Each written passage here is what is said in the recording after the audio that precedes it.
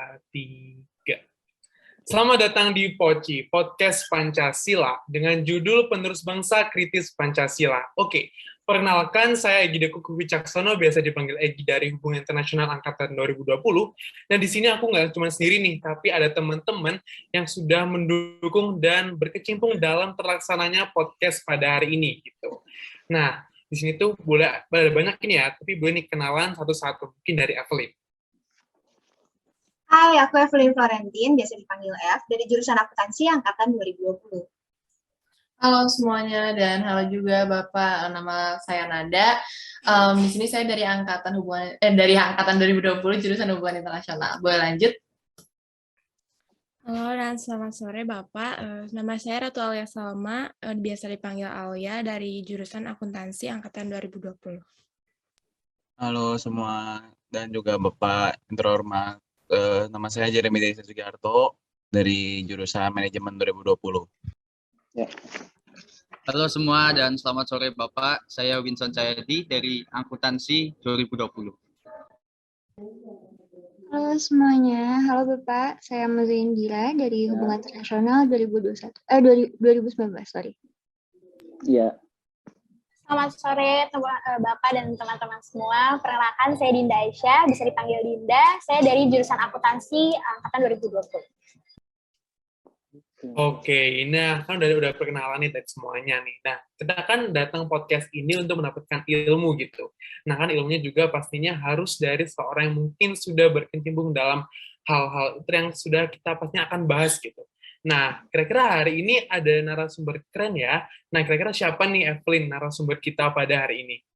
Benar banget nih, Egy. Hari ini kita kedatangan Bapak Vaskasius Fajar Sunandar, SPD. Beliau adalah seorang guru pengajar di Sekolah Menengah Atas Negeri 1 Wanayasa. Halo Pak, apa kabarnya hari ini Pak? Halo Evelyn, kabar baik. Semoga kalian semua juga baik-baik semuanya ya, sehat-sehat semuanya. Puji Tuhan ya Pak. Oke, mungkin sebelum kita masuk ke topik pembahasan, kita tanya-tanya dulu kali ya mengenai pengalaman Bapak menjadi seorang guru gitu. Nah, kalau boleh tahu gimana sih Pak awalnya Bapak ini sampai ingin menjadi seorang guru gitu di SMA? Mungkin boleh dijelasin sedikit. Oke. Ya sebelumnya salam kenal juga ya buat kalian semua. Ini memang jurusannya beda-beda berarti ya? Iya Pak, jurusannya beda-beda. Oh, oke. Nah, sebenarnya pengalaman sebagai seorang guru sangat menyenangkan tentunya ya. Banyak hal yang saya dapatkan, terutama karena saya berinteraksi dengan banyak orang, bukan hanya para siswa saja di sekolah, tetapi juga dengan guru-guru itu sendiri, kemudian juga dengan orang tua, dan mungkin pihak-pihak lain yang terlibat di dalam pendidikan.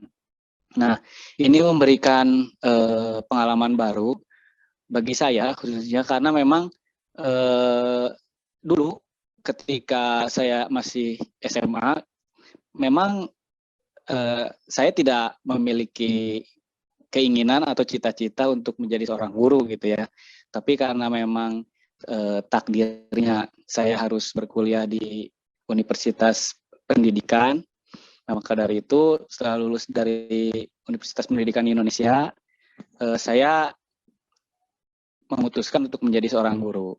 Nah, setelah lulus itu saya juga memang kebanyakan saya mengajar di area Kota Bandung gitu. Baru beberapa bulan atau ada 1 tahun ini baru saya mengajar di luar Kota Bandung seperti itu. Tapi semuanya memiliki karakteristik yang unik gitu ya. Setiap peserta didik memiliki karakteristik yang unik yang memang membuat kita sebagai seorang guru itu lebih mendapatkan motivasi sendiri untuk mengajar mereka. Jadi banyak hal yang memang ingin kita sampaikan, kemudian ingin kita sharingkan dengan para murid, sehingga mereka juga bisa kelak di kemudian hari bisa menjadi sosok yang memang menjadi diri sendiri terutama, dan juga memang membanggakan bagi dirinya sendiri ataupun misalkan bagi orang-orang yang ada di sekitar mereka gitu. Mungkin itu aja sih, sharing sedikit. Oke, pengalaman menarik. sebagai guru. Ya.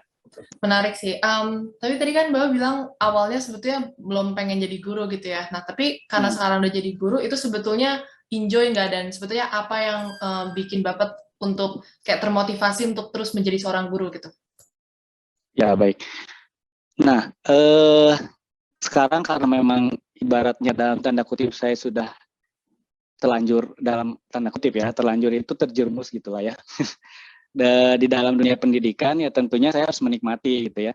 Mau tidak mau saya harus menjalani profesi ini, dan memang saya juga tidak tahu ke depannya apakah memang saya akan terus mengajar ataukah memang saya ada pekerjaan yang mungkin sama di bidang pengajaran gitu, tapi tidak di sekolah ataupun di tempat yang memang bukan institusi pendidikan gitu, bisa saja. Tapi untuk saat ini ya saya jalani dan saya memang lakukan dengan semaksimal mungkin apa yang memang menjadi tanggung jawab saya sebagai seorang guru, seperti itu sih. Oke. Mungkin Dinda ada pertanyaan? Betul banget nih, tadi setelah tadi kita dengar experience Bapak selama menjadi guru, selama ini Bapak ada kegiatan lain nggak sih atau kesibukan lain selain menjadi seorang guru? Sejauh ini sih sebenarnya kesibukan saya memang hanya fokus ke mengajar saja, karena memang di saat pandemi ini juga kita serba terbatas juga dalam melakukan aktivitas lain gitu, dan memang dalam mengajar pun saya masih tidak terlalu maksimal karena memang kita juga interaksi dengan siswa juga masih dibatasi gitu. Jadi untuk kesibukan di luar mengajar mungkin belum ada sih, sampai sejauh ini belum ada, karena memang kita mengikuti juga kondisi atau keadaan sekarang yang memang masih dalam masa pandemi kayak gitu sih. Banget sih dengerin pengalaman-pengalaman Bapak ya. Nah, sebelum kita masuk lebih jauh ke podcastnya, kami mau mengucapkan terima kasih banyak kepada Bapak Pasca karena sudah bersedia meluangkan waktunya untuk hadir dan berbagi ilmu tentunya di podcast kami kali ini. Nah, kalau gitu mungkin kita langsung aja kali ya masuk ke topik pembahasan kita. Nah, kali ini tuh kita mau bahas apa sih? Nah, mungkin di podcast kali ini kita akan membahas tentang kurangnya pemahaman tentang Pancasila di kalangan pelajar gitu. Karena kan kalau misalnya kita lihat ini kan ternyata kayak permasalahan-permasalahan mungil yang kecil di permasalahan masyarakat itu kan rata-rata kayak ya hal-hal kecil yang mungkin di zaman dulu mungkin pada saat penjajahan itu tidak sangat dipermasalahkan gitu. Karena mungkin pada saat dulu juga adanya pemahaman Pancasila dalam kehidupan bermasyarakat gitu. Nah kan untuk saat ini kayak mungkin kita dari kelompok ini juga menyadari bahwa adanya permasalahan-permasalahan dihadirkan oleh kalangan pelajar gitu loh, karena mungkin hal-hal yang mungkin bisa kita sebut menyimpang gitu, kalau misalnya kita kaitkan dengan Pancasila gitu. Nah, mungkin dari teman-teman nih, mau langsung lanjut nih, mungkin boleh Nada langsung lanjutin. Oke, sebenarnya maaf banget kalau background-nya agak berisik ya. Sekarang kalau kita fokus tuh ke kalangan pelajar ya, berarti kan kita nggak akan jauh-jauh dengan dunia pendidikan gitu. Nah, menurut pandangan Bapak sendiri, sebenarnya kalau pendidikan di zaman sekarang, apalagi kayak COVID, nah itu tuh seperti apa sih tanggapannya gitu? Oke, sebenarnya mungkin saya melihat secara garis besar dulu aja, secara umum mungkin ya, pendidikan secara umum itu kan sebenarnya upaya belajar sepanjang hayat ya. Kita ketahui juga bahwa dalam pendidikan itu kita mencoba untuk memanusiakan manusia. Mungkin pernah dengar istilah seperti itu. Jadi dalam pendidikan itu ada upaya untuk memanusiakan manusia gitu ya. Bukan artinya kita bukan manusia ya, tetapi lebih kepada secara pribadi ataupun misalkan secara lebih dalam lagi gitu ya. Bahwa memang manusia itu harus terus belajar sampai akhir hayat. Nah, melihat di situasi COVID yang sekarang ini, tentunya sebenarnya menjadi sebuah kendala dalam dunia pendidikan. Karena memang apa yang dilakukan di dalam dunia pendidikan ini semuanya harus dibatasi, terutama dalam transfer ilmu itu sendiri. Nah, di mana kan kita tidak bisa menyamaratakan setiap jenjang dalam pendidikan.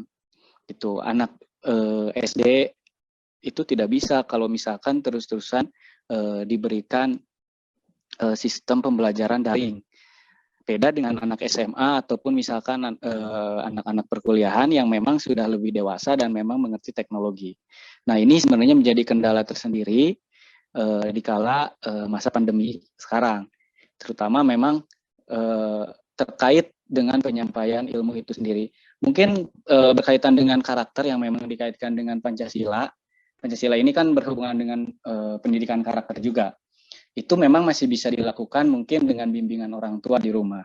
Tetapi kadang-kadang orang tua juga tidak bisa maksimal untuk mendampingi anaknya karena memang mereka juga harus bekerja dan mungkin ada urusan dan memang kegiatan yang memang tidak bisa ditinggalkan seperti itu. Nah, itu mungkin bisa menggambarkan kondisi pendidikan yang pada masa pandemi sekarang gitu. Wah, sangat menarik banget ya Pak, dan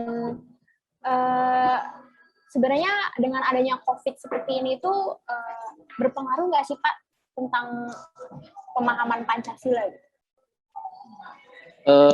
Kondisi COVID ya, berkaitan dengan pemahaman Pancasila.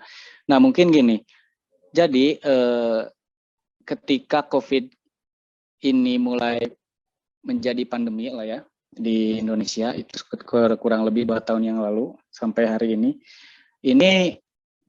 berkaitan dengan pemahaman Pancasila terhadap peserta didik ataupun terhadap generasi muda lah pada umumnya ya, itu termasuk mendapatkan hambatan, pasti ada dampaknya gitu ya.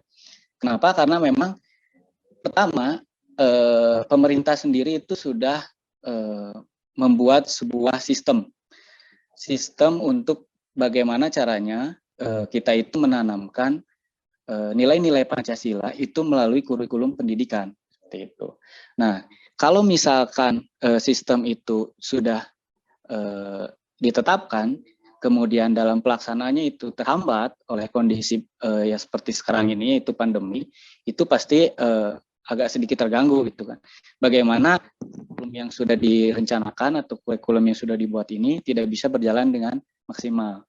Karena kan dalam pembelajaran atau misalkan dalam pengajaran terkait dengan pendidikan karakter, terutama karakter Pancasila ini, itu mau tidak mau memang harus dilakukan secara langsung seperti itu. Untuk melihat dampak yang lebih besar tentunya. Kalaupun misalkan dilakukan dengan cara daring ataupun misalkan dilakukan dengan tidak bertatap muka gitu ya, itu memang akan sedikit sekali dampaknya gitu, jadi tidak terlalu signifikan. Nah, makanya memang dampak dari pandemi ini juga sebenarnya menghambat menghambat usaha ataupun misalkan program yang sudah dibuat oleh pemerintah itu sendiri terkait dengan pemahaman terhadap Pancasila. Seperti itu. Oke, jadi bisa dibilang kalau COVID ini juga bisa jadi suatu penghalang atau penghambat yang dalam pemahaman Pancasila. Nah, betul. Ngomong-ngomong tentang konsep pendidikan, Pancasila itu kan juga menjadi salah satu subjek yang dibahas dalam sebuah pendidikan. Dan pendidikan itu juga pastinya memiliki kontribusi terhadap pemahaman Pancasila. Nah, kalau menurut Evelyn nih, peran pendidikan dalam membentuk pemahaman Pancasila itu seperti apa sih, Evelyn? Kalau menurut aku sih ya, peran pendidikan itu dalam membentuk pemahaman Pancasila itu pasti sangat besar ya. Misalnya contohnya aja gitu, waktu kita sekolah yang merupakan salah satu sarana pendidikan gitu ya, kita cenderung mau belajar dan kayak mau ngikutin apa yang kata guru kita mau bilang gitu. Padahal kalau di rumah kadang kita juga nggak mau, pengennya semua semau kita gitu. Ya mungkin kita berlaku seperti itu karena kalau di sekolah kan kita bisa aja kena marah sama guru, terus kena sanksi. Nah, sama halnya kayak pendidikan Pancasila gitu. Waktu awal-awal kita belajar di sekolah dasar, kita pasti disuruh ngafalin 5 sila Pancasila itu. Tapi waktu itu mungkin kita nggak akan ngerti ya arti dari silanya. Pokoknya kita cuma ngafalin silanya dan biar dapat nilai PKN itu bagus. Tapi semakin kita bertumbuh, belajar di jenjang pendidikan yang lebih tinggi, kita tuh pasti akan diajarin makna dan nilai-nilai Pancasila itu sendiri itu gimana. contohnya aja gitu, misalnya kita pasti diajarin harus gotong royong, harus kalau lagi diskusi kita harus bermusyawarah, dan hal yang paling sering kita lakuin juga kalau misalnya ada pemilihan ketua kelas, itu pasti praktek yang paling sederhana yang pasti kita alami dari kita SD sampai SMA. Nah, dan dari situ tuh aku yakin kalau nilai-nilai Pancasila itu pasti dengan sendirinya akan tertanam dalam diri kita. Nah, maka dari itu pendidikan itu sangat penting dalam membentuk pemahaman Pancasila ini, karena kalau sebuah institut pendidikan itu tidak mengajarkan hal-hal yang mendasar mengenai Pancasila dari sejak sekolah dasar, terus tidak mengajarkan nilai dan makna dari Pancasila ini di jenjang pendidikan yang lebih tinggi, Pancasila itu kayak cuman sebuah sila aja, dan kita tuh nggak akan tahu arti sama maknanya gitu. Nah, kalau menurut kalian sendiri nih, apa ada yang punya pendapat lain nggak nih mengenai hal ini? Dari aku juga sebenarnya sama sih, karena sekarang kan kita lagi fokusnya ke pemahaman Pancasila sebagai ideologi bangsa ya. Jadi kayak gimana Pancasila ini tuh sebenarnya dapat membantu kita dan para pelajar gitu untuk berperilaku di masyarakat gitu. Nah, sebenarnya jadi penasaran juga sih, pengen nanya sih, walaupun kan tadi Pak Pasca bilang ya kalau misalnya si pemerintah tuh sebetulnya udah menetapkan Pancasila sebagai subjek gitu, subjek di pendidikan gitu. Nah, sebetulnya ada nggak sih kayak pelajar-pelajar yang sebetulnya malas gitu untuk belajar Pancasila gitu, dan tanggapan Bapak terhadap itu tuh kayak gimana gitu? Pelajar-pelajar yang memang kurang tertarik seperti itu ya? Iya, benar Pak. Sebenarnya memang kalau misalkan kita mau jujur-jujuran gitu ya, tidak semua memang bisa dipaksakan. Setiap mata pelajaran apapun itu memang tidak bisa dipaksakan. Artinya setiap orang itu punya penerimaannya masing-masing terhadap sebuah ilmu gitu ya, termasuk hal-hal yang berkaitan dengan Pancasila. Tapi kan memang di Indonesia ini sendiri ada beberapa hal yang memang jadi prioritas. Contohnya misalkan berkaitan dengan kalau misalkan di perkuliahan itu ada MKU, mata kuliah umum kan. Nah, MKU ini adalah mata kuliah yang memang wajib, karena memang hal ini berkaitan juga dengan konsep dasar seseorang itu untuk bisa menguasai kemampuan tertentu. Nah, Pancasila ini sebenarnya selain kalau misalkan di SMA atau di sekolah itu selain kewarganegaraan gitu ya, pendidikan kewarganegaraan kalau sekarang, itu ada juga mata pelajaran lain seperti sejarah. Nah, itu juga merupakan mata pelajaran yang memiliki skala prioritas yang diutamakan gitu ya, yang tinggi. Karena memang di sini ada upaya untuk penanaman rasa nasionalisme gitu. Nah, ketika memang siswa itu bisa dibilang kurang tertarik ataupun misalkan memang tidak terlalu menanggapi terhadap mata pelajaran ataupun terhadap ilmu-ilmu yang berkaitan dengan Pancasila ataupun misalkan bidang studi lain yang memang menjadi prioritas, itu memang menjadi masalah. Nah, masalahnya adalah mereka itu akan sulit ke depannya untuk bisa membentuk karakter mereka. Itu terutama karakter yang berkaitan dengan kepribadian bangsa. Itu. Apalagi misalkan Pancasila ini banyak sekali nilai-nilai luhur yang memang diambil atau disaring gitu ya dari nilai-nilai luhur budaya bangsa Indonesia seperti itu. Sehingga kalau misalkan memang anak muda ataupun misalkan pelajar ini tidak tertarik, nah ini yang menjadi persoalan nanti ke depannya. Nanti generasi bangsa Indonesia ke depannya itu kemungkinan besar akan kehilangan jati diri seperti itu. Nah, untuk mengantisipasi itu tentunya ya berarti semua pihak harus terlibat. Bukan hanya memang dari siswanya saja yang memang harus kesadaran diri sendirilah gitu ya.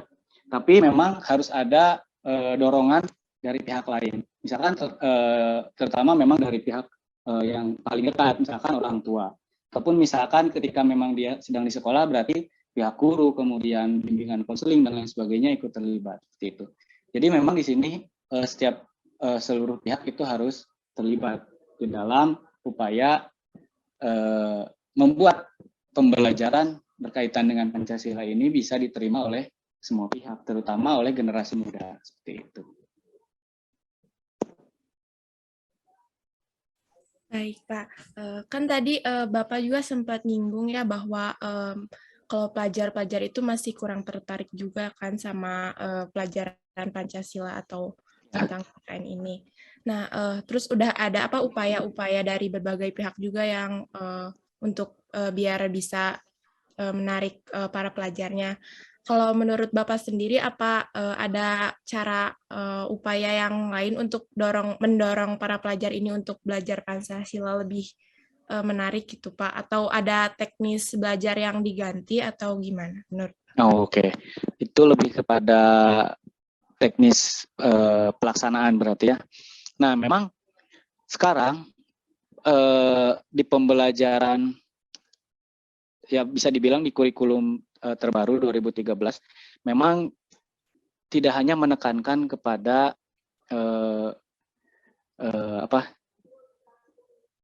guru gitu, ataupun misalkan pengajar gitu ya. Tapi di sini juga siswa harus bisa menggali informasi tambahan atau menggali informasi dengan semua ilmu itu dengan sendirinya gitu. Nah, kalaupun misalkan siswa-siswa tersebut ada kendala berkaitan dengan minat terhadap pembelajaran, nah memang di sini peran dari guru sebagai bisa dibilang penyalur informasi gitu ya, karena kan memang informasi itu tidak semuanya didapat dari guru gitu. Siswa itu sendiri bisa mencari sendiri karena banyak kan sekarang di internet juga aksesnya sudah lebih mudah dan lain sebagainya. Tetapi guru di sini memang sebagai jembatan lah ya gitu bisa dibilang, itu harus bisa mengembangkan metode ataupun misalkan cara mengajar yang kreatif gitu ya. Misalkan kalau misalkan saya pernah punya teman gitu ya. Ini juga merupakan guru Evelyn mungkinnya dulu di SMA Santo Aloysius Bandung. Nah, itu Pak Andriana. Nah, itu juga memang dalam mengajar itu dia menerapkan metode-metode ataupun misalkan pendekatan-pendekatan yang memang membuat siswa itu menjadi tertarik terhadap pembelajaran kewarganegaraan. Kalau sekarang pendidikan kewarganegaraan. Itu misalkan bisa dengan berbagai cara, misalkan dengan melakukan demonstrasi ataupun misalkan melakukan simulasi, bisa juga dengan main peran dan lain sebagainya. Jadi memang di sini dengan sendirinya siswa itu mau melakukan hal-hal yang memiliki nilai-nilai Pancasila itu sendiri. Seperti itu. Contohnya misalkan dalam satu submateri itu kita sedang membahas berkaitan dengan misalkan DPR atau MPR. Nah, bagaimana kita memahami DPR MPR ini? Yaitu dengan misalkan kita melakukan simulasi. Apa yang biasa mereka lakukan? Misalkan mereka biasa melakukan persidangan. Nah, kita lakukan di situ simulasi tentang sidang MPR ataupun sidang DPR, supaya mereka bisa merasakan sendiri bagaimana nilai-nilai Pancasila itu diaplikasikan di sekolah. Itu mungkin lebih ke teknis di lapangan supaya memang pembelajaran berkaitan dengan Pancasilaan ini bisa diterima oleh siswa seperti itu. Baik. Menarik banget. Berarti udah ada ini ya, setiap guru juga dia akan menerapkan pembelajaran yang lebih kreatif gitu ya untuk biar lebih efektif gitu ya dalam pemahaman Pancasila ini. Oke. Tadi juga Bapak sudah singgung kan kalau misalnya pemahaman Pancasila di para remaja gitu, para pelajar ini tidak baik gitu, maka kan Indonesia di masa depan akan hilang gitu jati dirinya seperti itu. Nah, berarti apakah sebenarnya Pancasila dan rasa nasionalisme itu tuh memiliki saling keterkaitan gitu, dan apakah Pancasila ini tuh sebetulnya memiliki dampak yang sangat besar gitu pada rasa nasionalisme masing-masing individu gitu? Ya, tentunya sangat besar sekali ya. di dalam mempelajari konsep Pancasila sebenarnya kita tidak hanya terpaku kepada unsur kebangsaan saja gitu ya. Karena kan sebenarnya sila-sila di dalam Pancasila ini antara sila pertama sampai sila kelima itu membentuk sebuah hierarki piramidal. Hierarki piramidal itu sila pertama itu menjiwai sila-sila yang ada di bawahnya, di mana tidak bisa ditukar ataupun misalkan dibolak-balik urutan silanya, karena memang itu sudah disusun dengan sebaik-baiknya seperti itu. Nah, berkaitan dengan tadi nasionalisme, nah sebenarnya sebelum seseorang atau kita bilang generasi muda itu paham tentang nasionalisme, sebenarnya kita harus bisa memahami dulu konsep ketuhanan gitu ya.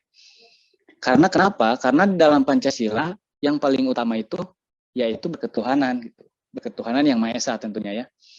Nah, kalau misalkan seseorang itu tidak memiliki kepercayaan terhadap Tuhan gitu ya. Nah, ini akan sulit sebenarnya untuk menanamkan sila-sila yang ada di bawahnya gitu, termasuk nasionalisme itu sendiri. Nah, kalau misalkan seseorang itu sudah berketuhanan yang kuat, nah tentunya dengan secara tidak langsung dia juga akan dengan mudah menerima atau menyerap sila-sila yang ada di bawahnya, termasuk nasionalisme itu sendiri. Sebenarnya bukan hanya nasionalisme, memang konsep-konsep lainnya seperti patriotisme atau cinta tanah air dan lain sebagainya itu sangat berkaitan gitu ya dengan Pancasila ini. Nah, tapi intinya yaitu yang tadi. Jadi seseorang itu harus intinya menguatkan dulu konsep ketuhanan. Setelah itu baru dia bisa dengan sendirinya menerapkan konsep sila-sila yang lain sampai kepada sila yang kelima yaitu keadilan sosial bagi seluruh rakyat Indonesia. Nah, gitu. Jadi karena memang bentuknya hierarki piramidal, makanya kita biasanya kadang suka lupa gitu bahwa kita hanya menitik beratkan kepada misalkan tentang kebangsaannya saja atau misalkan tentang kemanusiaannya saja tanpa kita mempedulikan bahwa sila pertama itu adalah sila yang paling penting. Mungkin kayak gitu. Oke, menarik. Berarti intinya untuk seseorang memiliki rasa nasionalisme itu harus mengerti dulu ya sila yang pertama gitu. Dengan begitu dia akan mudah untuk mengikuti sila-sila yang lainnya. Oke, menarik. Betul. Makasih Pak jawabannya. Mungkin dari Evelyn ada pertanyaan? Ya, tadi sih sebenarnya udah sedikit disinggung juga ya sama Bapak kalau misalnya bahwa dalam pendidikan itu kan harus mengikuti perkembangan zaman juga, harus semakin kreatif gitu dalam memberikan metode pendidikan. Nah, dengan semakin pesatnya perkembangan zaman ini, seperti yang tadi sudah dibahas juga, bahwa pendidikan tentunya akan membantu dan dalam memberikan pemahaman Pancasila. Nah, apakah pendidikan Pancasila ini memberikan pengaruh yang sangat besar ya Pak untuk generasi sekarang? Gimana? Bisa diulang pertanyaannya? Ya, apakah pendidikan Pancasila ini memberikan pengaruh yang sangat besar untuk generasi sekarang ini? Oke, seperti tadi saya sudah jelaskan, Pancasila ini merupakan landasan gitu ya bagi seseorang untuk bisa dibilang selain mengembangkan dirinya sendiri gitu ya, kepribadian ataupun karakternya, dia juga bisa memberikan kontribusi bagi orang-orang di sekitarnya ataupun misalkan lebih luas lagi bagi bangsa dan negara. Nah, tentunya pendidikan Pancasila ini sangat besar pengaruhnya ya. Kenapa? Karena apa yang sudah tertuang di dalam nilai-nilai Pancasila ini, semuanya itu adalah nilai-nilai kebaikan.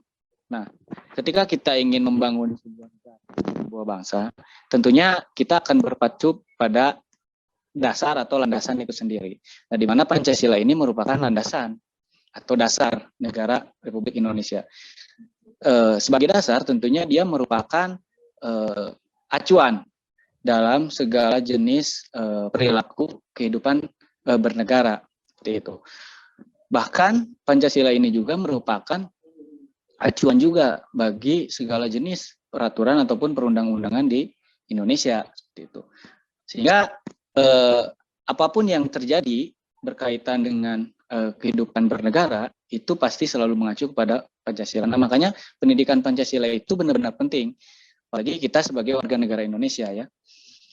Kecuali misalkan di sini teman-teman punya saudara ataupun punya teman yang memang dari luar negeri atau warga negara asing. Nah, mungkin mereka tidak bisa menerima konsep Pancasila karena memang mereka tidak mempelajari konsep tersebut. Nah, tapi kita sebagai warga negara Indonesia, ketika berbicara tentang pendidikan Pancasila itu hukumnya memang wajib. Bukan untuk kebaikan diri kita sendiri saja, tetapi memang untuk kebaikan seluruh masyarakat ataupun misalkan bisa lebih luasnya yaitu kebaikan bangsa dan negara Indonesia sendiri, kayak gitu. Oke, baik Pak. Mungkin dari segmen yang tadi di awal, mungkin kita bisa menyimpulkan beberapa poin dari peran Pancasila di negara kita itu. Mungkin dari yang pertama, apalagi di generasi sekarang, di generasi kita itu mungkin Pancasila sebagai landasan dalam melakukan segala hal, atau mungkin dalam melakukan segala hal yang berkaitan dengan kegiatan bernegara gitu. Nah, terus mungkin juga bisa dikaitkan lagi bahwa apabila generasi sekarang dalam pembelajaran juga bisa adanya kreativitas dan juga adanya modifikasi dalam pembelajaran agar Pancasila ini yang mungkin yang dibuat sudah lama, tetapi mungkin bisa diserap oleh generasi yang sekarang dan juga generasi kedepannya untuk lebih applicable gitu, mungkin lebih bermanfaat dan mungkin mudah dipahami gitu. Nah, mungkin selanjutnya kita bisa langsung lanjut ke segmen kedua, yaitu praktik dari pemahaman Pancasila di kehidupan sekarang. Dan mungkin kita nanti dalam segmen ini juga bisa kita lihat gimana sih realitas dari Pancasila di kehidupan sekarang gitu. Boleh langsung lanjut oleh Alia. Baik, terima kasih Egy.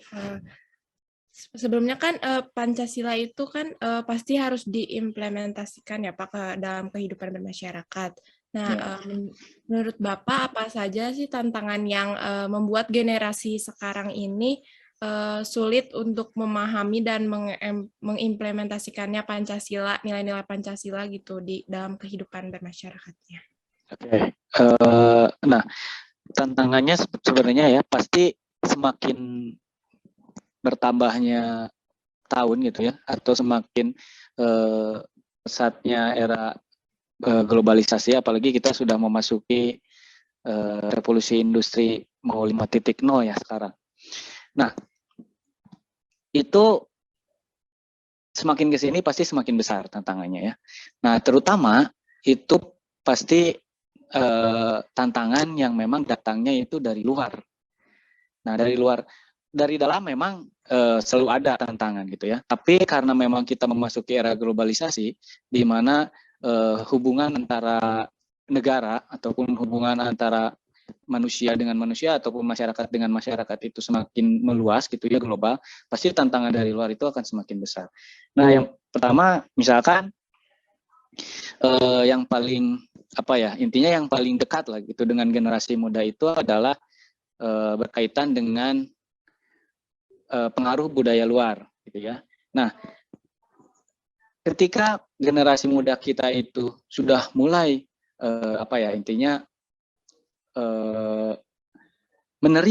banyak menerima pengaruh dari budaya luar. Nah, dengan sendirinya sebenarnya Pancasila itu dalam diri dia sendiri itu akan luntur gitu. Kenapa? Karena memang harus ada penyaringan di situ. Jadi kadang-kadang budaya luar yang masuk ke Indonesia itu memang terlalu masif gitu ya, sehingga akan sangat sulit bagi generasi muda yang tentunya memang jiwanya masih sangat labil gitu. Nah, itu untuk memilah-milah gitu. Nah, di sini yang memang menjadi perhatian itu. Nah, ketika budaya luar ini masuk dengan deras ke Indonesia, nah, disitulah nilai-nilai kepancasilaan ini perlahan-lahan akan sedikit mulai luntur gitu. Sehingga yang tadinya memang dari kecil misalkan dia itu dididik mungkin oleh orang tuanya ataupun misalkan oleh guru-gurunya itu berkaitan dengan penanaman karakter kepancasilaan, tetapi karena misalkan dia sudah remaja ataupun misalkan masuk jenjang perkuliahan dan lain sebagainya, teknologi kemudian informasi secara global itu dia terima. Nah, di situ akan merubah gitu ya, sedikit merubah kepribadian ataupun karakter yang memang sudah dibentuk sejak kecil gitu. Tetapi kalau misalkan memang karakter itu sudah kuat, ataupun misalkan dari sejak kecil si pribadinya itu sendiri sudah memang benar-benar intinya dia punya penyaring yang kuat gitu ya, terutama untuk kebudayaan-kebudayaan yang masuk dari luar, kemungkinan dia akan bertahan gitu ya. Nilai-nilai Pancasila itu akan tetap ada gitu dalam diri dia. Kalau misalkan memang dari segi pribadinya itu sendiri memang sudah kuat. Mungkin hampir sama aja dengan kita beriman kepada Tuhan gitu ya. Kalau misalkan memang bawaan dasar pribadinya imannya sudah kuat, mau sebesar apapun godaannya pasti akan kuat juga menahannya seperti itu. Nah itu mungkin yang pertama kita lihat pengaruh dari kebudayaan-kebudayaan luar. Kemudian ada juga tantangan dari generasi muda berkaitan dengan pemahaman Pancasila ini berkaitan dengan toleransi. Nah toleransi ini memang menjadi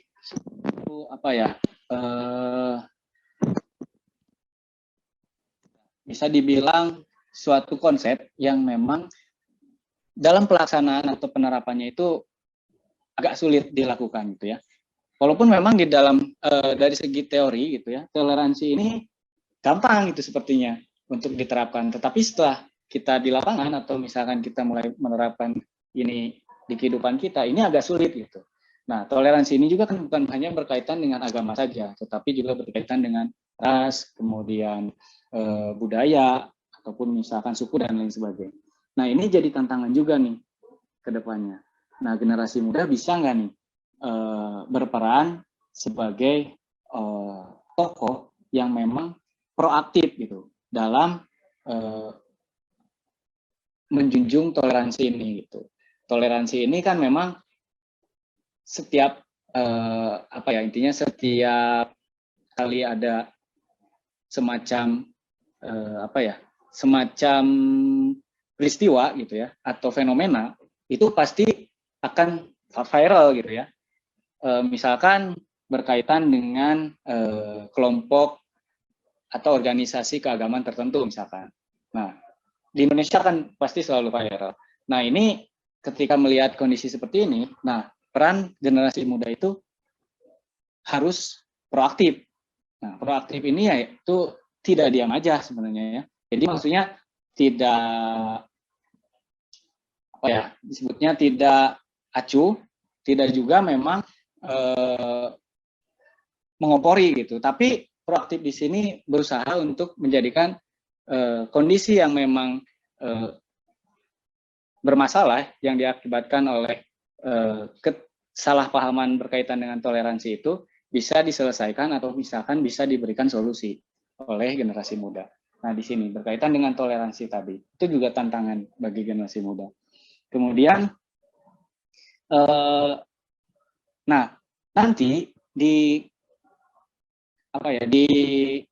mungkin di era sekarang bahkan mungkin nanti di masa depan generasi muda ini harus bisa mendapatkan simpati publik. Simpati publik ini banyak ya, bisa melalui politik. Nah itu bagi yang memang senang di dunia politik, ataupun misalkan kita bisa melalui organisasi sosial ataupun misalkan organisasi kemanusiaan dan lain sebagainya. Intinya di sini generasi muda itu harus terjun langsung dan bisa mendapatkan simpati publik. Nah, karena kurang sekali di era sekarang itu generasi muda itu terjun langsung gitu di dalam urusan-urusan yang berkaitan dengan kenegaraan ataupun berkaitan dengan hal-hal yang sifatnya general gitu ya. Maksudnya tidak hanya mementingkan kelompoknya saja, tapi juga kita harus bisa melihat lebih luas dari itu. Nah, makanya nanti ke depannya generasi muda itu sebisa mungkin harus mendapatkan simpati publik. Bahkan sekarang generasi muda itu sudah banyak yang berpolitik. Itu. Dan memang nanti setelah berpolitik pun memang harus diperhatikan karena memang ketika kita sudah terjun di dunia politik itu biasanya banyak godaannya gitu ya. Maka dari itu siapapun nanti yang berminat gitu ya ke depannya untuk terjun di dunia politik dan mendapatkan simpati publik, nah perlu diingat juga bahwa kita terjun di dunia politik itu memang untuk melayani gitu ya, benar-benar melayani dan memajukan bangsa Indonesia kayak gitu. Paling itu sih.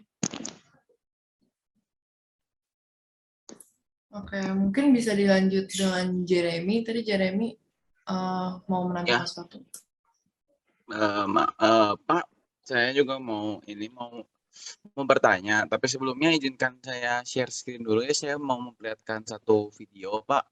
Jadi ini video saya saya temukan di TikTok. Jadi ada satu Oh ya, boleh. Dia menanyakan masyarakat Indonesia dari berbagai kalangan umur tentang Pancasila gitu. Ini videonya. Bentar ya, Pak. Ya, silakan.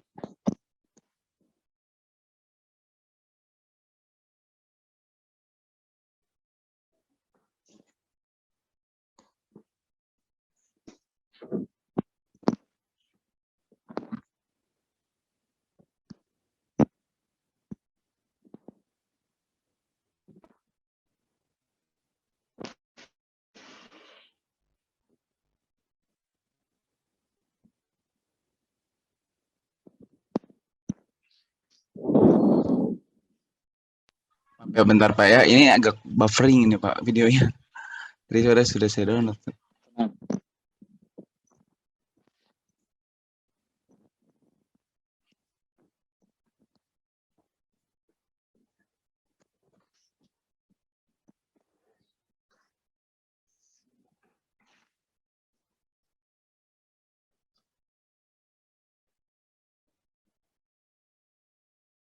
Sila keempat Pancasila.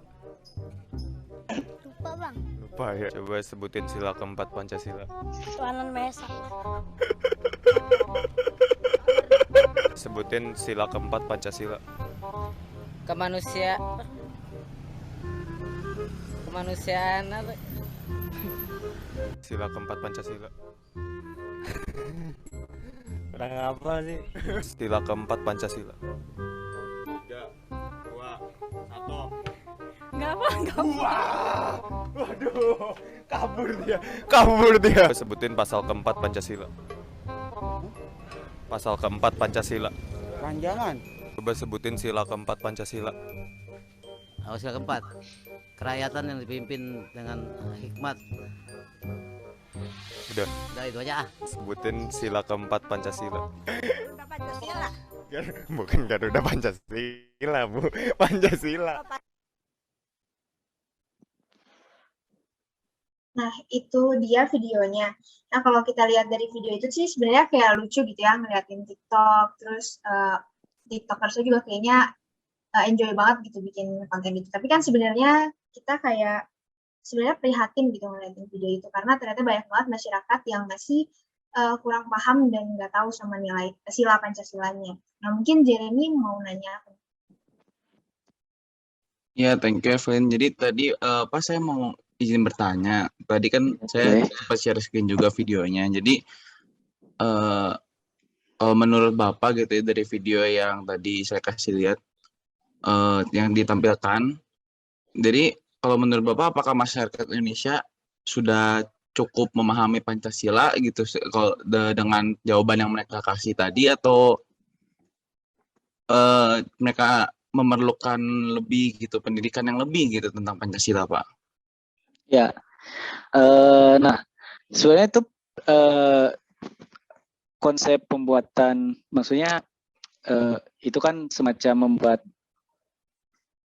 sosial eksperimen ya, sosial eksperimen menanyakan kepada semua kategori umur lah ya, berkaitan dengan Pancasila. Dan memang yang ditanyakannya itu adalah termasuk sila yang memang agak susah gitu ya, agak susah untuk dilafalkan atau misalnya untuk disebutkan lah gitu ya, karena memang dari kelima sila Pancasila memang sila keempat yang paling rumit memang dari segi kalimat gitu ya. Nah, memang kita tidak bisa menilai seseorang apakah dia benar-benar memahami Pancasila atau enggak dari dia bisa menyebutkan kelima sila atau salah satu sila Pancasila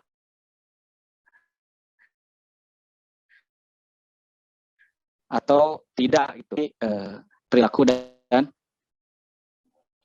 kepribadian dia sendiri gitu ya. Kalau misalkan kita hanya menilai seseorang itu tidak mencerminkan nilai-nilai Pancasila dari dia tidak hafal Pancasila itu sendiri, wah itu kita sudah melakukan tindakan yang keliru gitu ya. Kenapa? Karena memang hafal itu belum tentu kita mengamalkan gitu ya, menjiwai terutama gitu. Tetapi kalau misalkan kita sudah menjiwai kemudian mengamalkan, nah sebenarnya tanpa kita harus hafal pun orang-orang ataupun misalkan lingkungan yang ada di sekitar kita pasti menganggap bahwa kita itu adalah seorang yang sudah mengamalkan Pancasila gitu.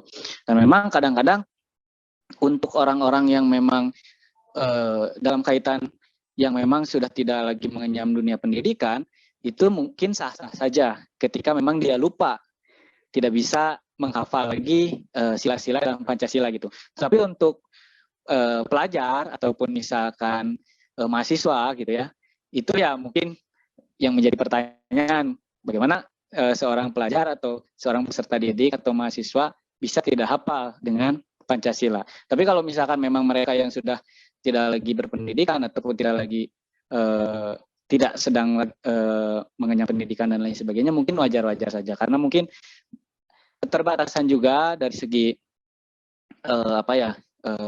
menyerap informasi dan lain sebagainya. Dan memang budaya membaca juga di sini bisa berhubungan gitu ya. Ketika memang budaya membaca masyarakat Indonesia itu masih lemah gitu.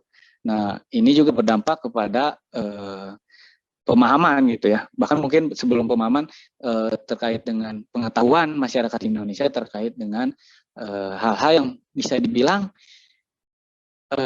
hal-hal yang sederhana gitu ya, berkaitan dengan tadi Pancasila, ataupun misalkan mungkin ada hal lain seperti lagu Garuda Pancasila dan lain sebagainya. Itu kan hal-hal yang memang sifatnya dasar. Tapi karena memang daya membaca dan lain sebagainya yang memang masih lemah, itu juga sebenarnya sedikit berpengaruh juga. Kayak gitu sih.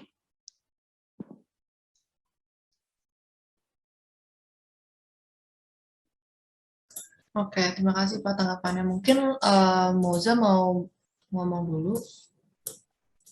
Iya, halo Pak. Ya. Saya belakangan ini kayak kan berbicara soal tawuran nih yang tadi Bapak udah singgung sedikit.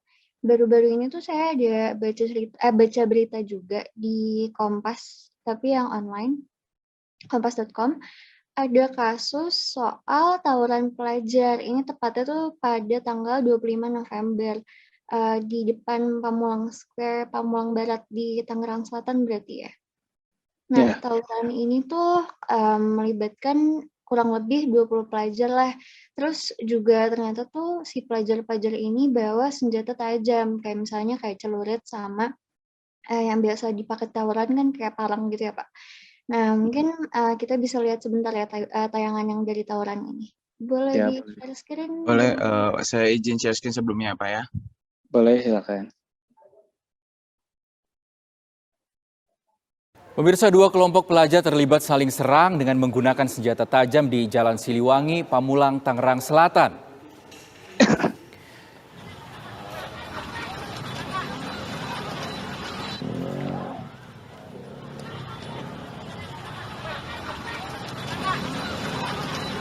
Jadi apa lu tong?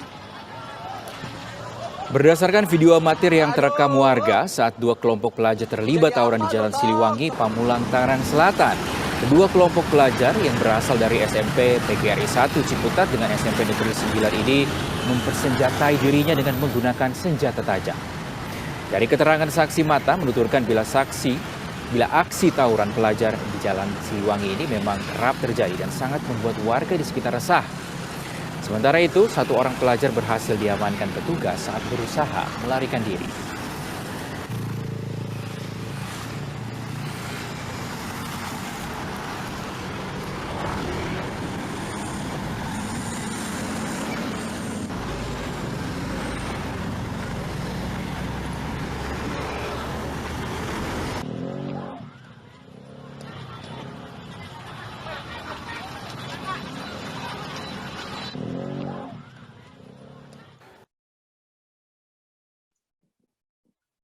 Nah, baru saja kita melihat Pak tentang video tawuran antar pelajar yang terjadi di Pamulang Square, Tangerang Selatan. Nah, Ya. menurut Bapak sendiri nih, apa terkait kasus yang terjadi antara tawuran pelajar tersebut, apabila dikaitkan dengan filsafat Pancasila, menurut Bapak tanggapan perlu yang perlu kita tanggapi gitu Pak dari kejadian tersebut. Menurut Bapak bagaimana Pak?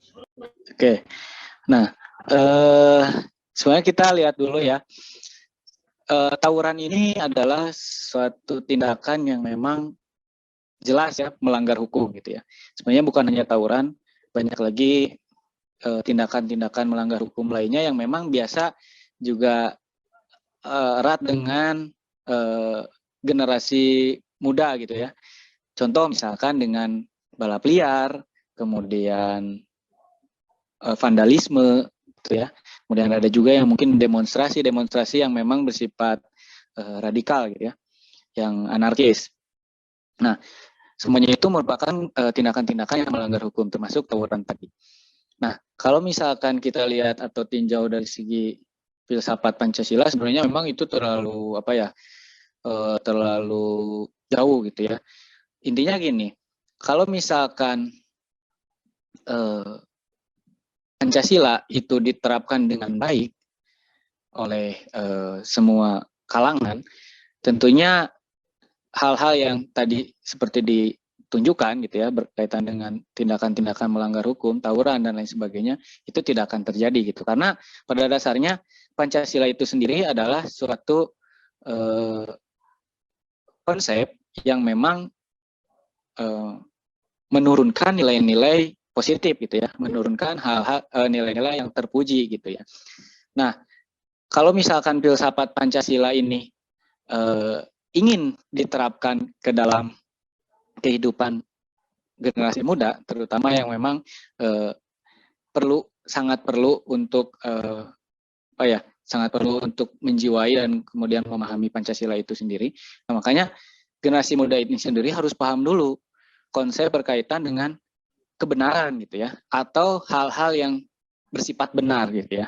Hal-hal yang bersifat benar itu ya berarti menghindari hal-hal yang tidak terpuji gitu, atau menghindari hal-hal yang salah, termasuk melanggar hukum itu kan pasti perbuatan yang salah gitu. Kalau misalkan memang generasi muda ataupun misalkan masyarakat ini sudah tertanam filsafat di dalam dirinya, filsafat Pancasila berkaitan dengan kebenaran tadi, tentunya untuk melakukan tindakan tersebut mereka pasti akan takut gitu ya, karena tindakan tersebut itu tidak benar dan tentunya melanggar hukum.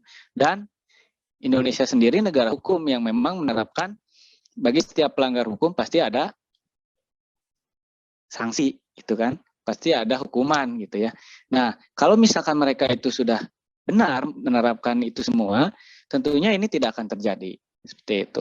Bahkan mungkin ketika setiap orang gitu ya, setiap pribadi itu sudah benar-benar memahami, menjiwai Pancasila itu di dalam kehidupan mereka sehari-hari, kehidupan ini pasti akan baik-baik saja. Baik-baik saja itu bukan hanya gitu-gitu aja, tetapi juga menuju ke arah yang lebih baik, yang lebih maju dan lebih berkembang seperti itu. Nah, generasi muda di sini menjadi pelopor kalau sekarang ya, karena memang kalau misalkan bukan generasi muda, siapa lagi? Karena kan para pendahulu-pendahulu kita ataupun misalkan para senior-senior kita itu memang sekarang lebih kepada pengaplikasian secara nyata. Nah, kita di sini itu sebagai penggagas gitu ya, untuk semakin melakukan tindakan-tindakan yang positif gitu ya, tindakan-tindakan baik yang memang bisa mendorong ke arah yang lebih baik seperti itu.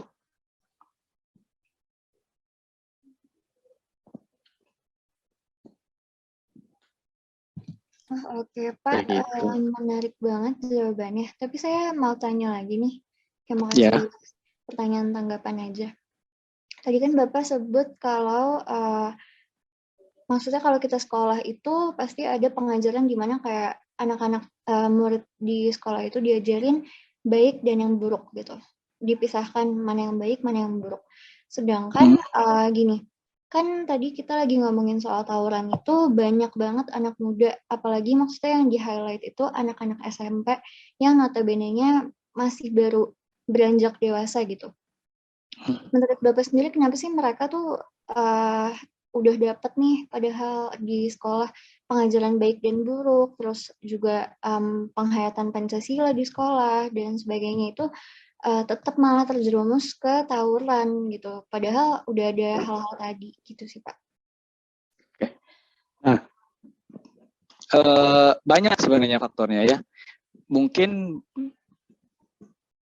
kita bisa bilang sesuatu hal atau tindakan yang terjadi, terutama yang memang tindakan tersebut merupakan tindakan yang tidak baik gitu ya, atau cenderung melanggar itu biasanya karena memang kebanyakan itu ada kesalahpahaman. Ya. Salah bukan salah paham misalkan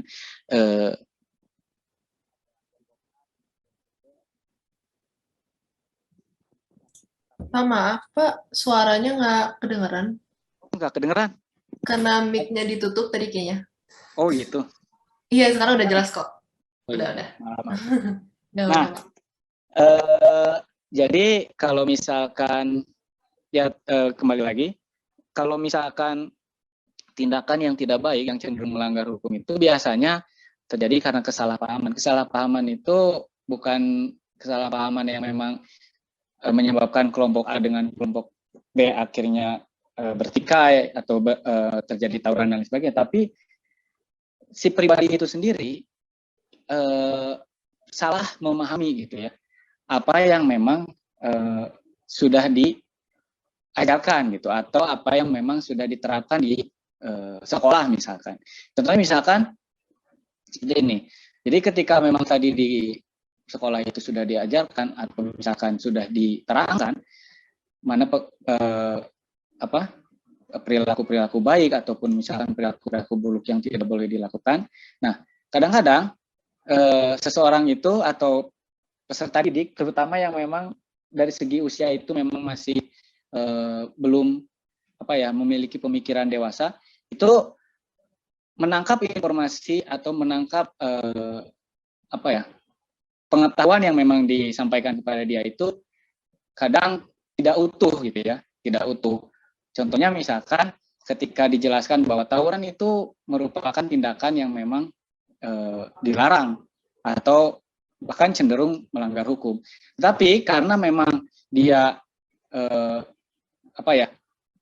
melihat bahwa dari intinya dari kondisi saat itu, misalkan kondisi sekolah ataupun misalkan kondisi lingkungan di mana dia terus dipertontonkan dengan kejadian-kejadian atau tindakan tawuran dan lain sebagainya. Nah, dia merasa bahwa tawuran itu merupakan suatu hal yang memang wajar dilakukan oleh anak didik ataupun misalkan saat itu misalkan anak SMP atau anak SMA. Karena memang dia sendiri diperlihatkan gitu. Nah, ketika memang misalkan dia menangkap informasi yang salah bahwa tawuran yang memang dia secara langsung melihat kondisi misalkan di sekolah lain ataupun misalkan di lingkungan lain itu terjadi, nah kadang ini yang men-trigger dia gitu ya. Wah, saya pun intinya mau melakukan itu. Nah, mungkin juga ada pengaruh juga dari lingkungan atau teman-temannya. Kadang ketika usia masih belum dewasa lah ya, atau katakanlah memang masih labil, itu mudah sekali untuk terpengaruh ketika ada teman-temannya mengajak untuk melakukan tindakan-tindakan yang memang melanggar hukum atau tindakan-tindakan yang tidak baik, itu akan dengan mudah juga mereka untuk mengikuti ajakan teman-temannya. Nah, generasi muda khususnya yang memang masih labil ini, itu yang harus perlu terus didampingi gitu ya. Bukan hanya ketika di sekolah saja, karena kan sebenarnya mereka di sekolah pun kadang-kadang tidak secara langsung mendapatkan pendidikan karakter gitu ya. Walaupun memang ada pelajaran pendidikan kewarganegaraan, tapi dalam pengaplikasiannya pendidikan kewarganegaraan yang diajarkan di sekolah itu tidak langsung menyentuh atau tidak langsung intinya tidak langsung membuat si anak itu benar-benar paham gitu. Kadang kebiasaan ataupun misalkan suatu hal yang memang dilakukan berulang, contohnya misalkan di rumah oleh keluarga dan ataupun misalkan di lingkungan sekitarnya, itu baru yang memang membuat atau mendidik si pribadi anak tersebut gitu. Kalaupun misalkan di sekolah sudah diajarkan atau diberitahukan mana perbuatan yang baik ataupun perbuatan yang tidak baik, itu sulit sulit untuk dicerna kalau misalkan lingkungan yang dia tinggali ataupun misalkan keadaan atau situasi yang dia lihat justru bertolak belakang dengan apa yang diajarkan gitu. Nah, ini akan sulit gitu. Makanya terjadi kesalahpahaman di sini gitu. Kalau misalkan baiknya apa yang disampaikan di sekolah atau materi-materi berkaitan dengan Pancasila itu sudah disampaikan dengan baik di sekolah. Nah, di lingkungan tempat dia tinggal ataupun di rumah tempat dia tinggal pun harusnya sejalan gitu. Nah, tapi kan kadang-kadang berbeda gitu. Nah, makanya ini yang terjadi di kota-kota besar nih. Di sekolah itu sudah diberikan dengan baik misalkan, atau dengan maksudnya konsep kebaikannya itu sudah dikasih, tetapi lingkungannya itu belum bisa menyesuaikan gitu. Nah, ini yang agak sulit gitu. Makanya tawuran-tawuran itu kebanyakan memang terjadi di kota-kota besar. Oke. Wah, menarik banget sih, di mana mungkin kita di awal kita menanyakan bahwa fungsi dari Pancasila sendiri mungkin sebagai landasan dari kehidupan bernegara, untuk berperilaku dalam negara juga, mungkin dalam lingkup mahasiswa atau mungkin siswa-siswi yang masih bersekolah juga, itu juga bisa menjadi hal untuk berperilaku ke orang-orang sekitarnya gitu. Nah, menurut kita dalam segmen kedua juga kita mendengar bahwa sebaik apapun pendidikan yang sudah diberikan oleh sekolah ataupun oleh pihak-pihak yang memberikan hal tersebut, tapi kalau misalnya tentang permasalahan dalam lingkungan kita atau mungkin adanya perbedaan perspektif dalam lingkungan hidup mungkin dari lingkungan kita hidup sekarang atau berbeda dengan kehidupan ada yang di sekolah, itu juga bisa menjadikan adanya penyimpangan. Dari situ mungkin kita bisa terfokus kepada bagaimana kita menciptakan lingkungan yang lebih sehat dan juga bisa menciptakan lingkungan yang baik untuk kedepannya, untuk masa depan Indonesia yang lebih baik gitu pastinya. Nah, mungkin kita mau nanya terakhir nih Pak, apa sih harapan untuk Bapak, untuk generasi muda gitu, terkait dengan Pancasila, dan mungkin harapan juga generasi muda yang belum menerapkan Pancasila, dan mungkin harapan yang sebaiknya yang dilakukan oleh generasi muda saat ini gitu Pak. Mungkin jawab dengan 2 kalimat atau mungkin beberapa kalimat saja juga boleh, karena mungkin harapan untuk generasi muda saat ini tentunya yang pertama mungkin ada 2 lah ya. Yang pertama itu generasi muda sekarang itu harus menjadi generasi emas gitu ya, generasi emas dalam upaya upaya menjunjung tinggi nilai-nilai Pancasila gitu ya. Kenapa? Karena kita ketahui bahwa sekarang nilai-nilai Pancasila itu sudah mulai mendapatkan ancaman gitu ya. Ancaman itu berkaitan dengan banyaknya pengaruh-pengaruh yang memang masuk dari luar. Nah, saya berharap generasi muda sekarang itu menjadi generasi emas yang tetap untuk bisa menanamkan atau justru malah bukan hanya menanamkan tapi menyebarkan gitu ya nilai-nilai Pancasila ini ke banyak pihak gitu ya. Itu yang pertama. Kemudian yang kedua, saya ingin juga generasi muda sekarang itu terlibat langsung gitu ya. Terlibat langsung bahkan mungkin di dalam sistem itu sendiri. Sistem itu maksudnya gini, ketika pemerintah itu sudah membuat sebuah kebijakan ataupun misalkan sebuah sistem yang memang di mana Pancasila ini dimasukkan ke dalam kurikulum pendidikan ataupun misalkan dibuat badan seperti ada BPIP dan lain sebagainya. Nah, saya ingin itu generasi muda itu ikut terlibat langsung itu, di mana mereka itu bisa dengan langsung mengetahui gitu, apa sih sebenarnya yang menjadi masalah ataupun apa yang menjadi kendala yang dihadapi oleh negara kita berkaitan dengan penanaman nilai-nilai Pancasila. Sehingga ketika mereka terlibat langsung, berarti di situ juga mereka bisa memberikan solusi gitu. Dan tentunya solusi dari generasi muda ini sendiri yang memang diharapkan bisa membuat Indonesia ke depannya menjadi lebih baik gitu ya, jadi lebih maju dan lebih berkembang. Seperti itu sih kalau dari saya. Oke, baik. Nggak kerasa ya ternyata kita udah hampir di penghujung acara dan banyak banget ilmu yang kita dapetin juga seperti yang tadi udah disimpulin sama Egy juga gitu. Nah, kalau gitu kami ingin mengucapkan terima kasih sekali lagi sebesar-besarnya sama Bapak Faskesius Fajar Sunandar SPD atas waktu yang sudah diluangkan dan juga untuk pembahasannya yang sangat menarik juga. Mungkin sebagai kenang-kenangan kita bisa foto bersama dulu kali ya. Mungkin silakan. Ya, boleh Pak, izin saya mengambil screenshot ya Pak. Ya. Semua boleh berpose dengan gaya yang terbaiknya. 1, 2. Sekali lagi, 1, 2. Oke Pak, sudah. Terima kasih banyak Pak. Ya, mudah-mudahan kedepannya kita bisa bikin lagi podcast yang lebih menarik dan dengan topik-topik yang lebih menarik juga. Nah, sekian podcast dari kelompok Kerendahan Hati Muhammad Natsir. Kami semua pamit undur diri. Ya. Terima kasih Pak.